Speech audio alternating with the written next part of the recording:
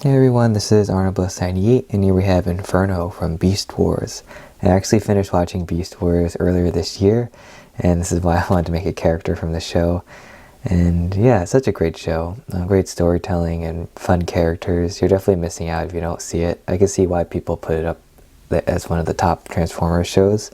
And I could definitely forgive like the weird 90s animation and the strange like organic-ish designs.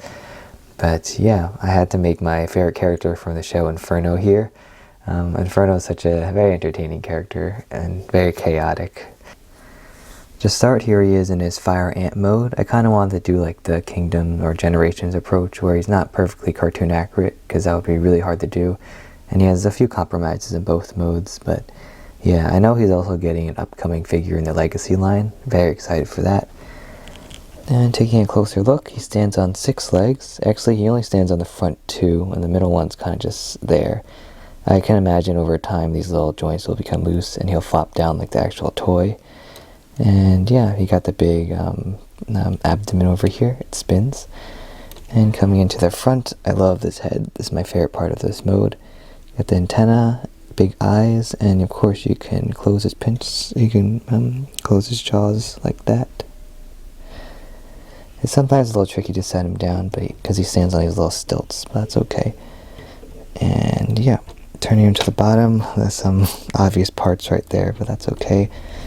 And spinning the ant around, I try to make it look kind of organic, even though there is quite a bit of robot stuff hanging around, especially on the rear legs and torso area.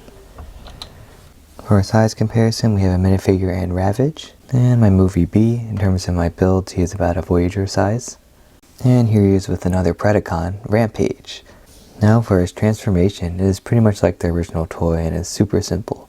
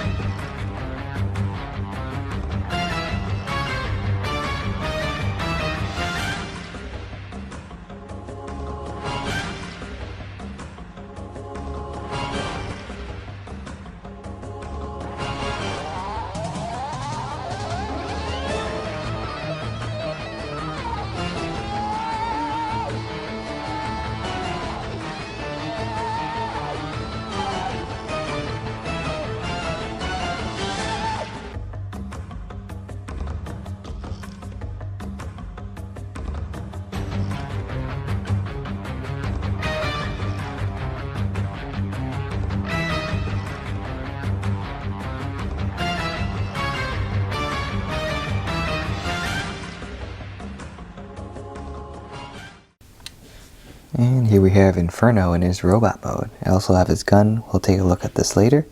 And spinning him around, you can see the mix of sand green, dark red, and normal red, which is, I try to match up with where they are in the animation model. And taking a look at his head sculpt, this is really fun to design. You see I got his crazy grin down, and I had to include some eyes because it looked kind of weird with the teeth and no eyes, even though he doesn't really have a visor. And yeah, I love how the bug head sits flat on his chest, and then the sand green little details here and there in his knee pads and legs. And he got the two middle legs positioned like that on the model, and of course his big abdomen.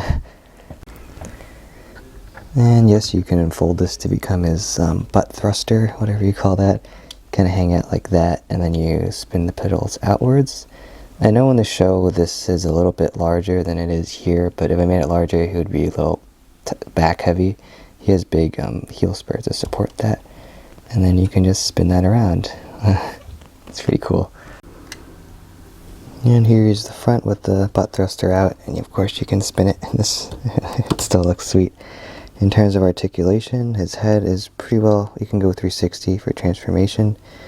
His arms are on ball joints, and you can kind of get a wrist rotation. And this is it's pretty cool that he has a waist joint too.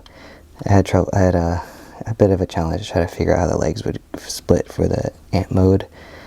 And then of course his thighs can go pretty good in the legs too. And he has pivot at the ankle. I know the bug legs are kind of in the middle of his shin, so if you move it too far out it looks weird, but that's okay. And you can get him all sorts of poses, even with his big butt thruster, I guess. Yeah, there you go. And his only accessory is his blaster, flamethrower thing. This was formed from the front of the ant's head, which is really cool to figure that out, because I don't do a lot of integrated weapons.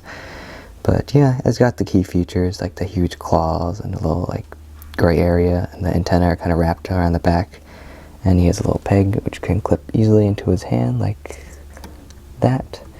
And yeah, he looks great holding it. I love the little Beast Wars weapons. And yeah, I know in the show he can sometimes have two of these, but it felt kind of weird making two because in bug mode only one of them will actually fit in place, so this is fine. And for added bonus, you can take a little blast effect piece and kind of stick it in there. I know the Lego flame piece would work better actually, but I don't have any with me. For size comparison, we got a minifigure in Ravage, Studio Series Ratchet, some bubble tea, and finally my movie Optimus Prime. You can see Inferno is roughly about a really small Voyager in size. And it would be kind of cool to imagine what the entire Beast Wars cast would look like done up in my scale and styling, though that probably won't happen. Yeah, and that is it for this video. I really hope you enjoyed Inferno here. He was a pretty quick and simple build. I really liked his character in the show, and I just really had to make him. And yeah, that is it. I'm not sure if I'll be making any more Beast Wars characters in the future. And yeah, I guess I've made a lot of similar animals in the past. Like I never made an ant before until now, but I've made a beetle, spider, crab, and grasshopper. If you can name those characters, you get some bonus points. And yeah, for my next video, I'll be going back to movie builds, probably sticking to that for a while. Something from the first movie, actually a character that I've never made yet.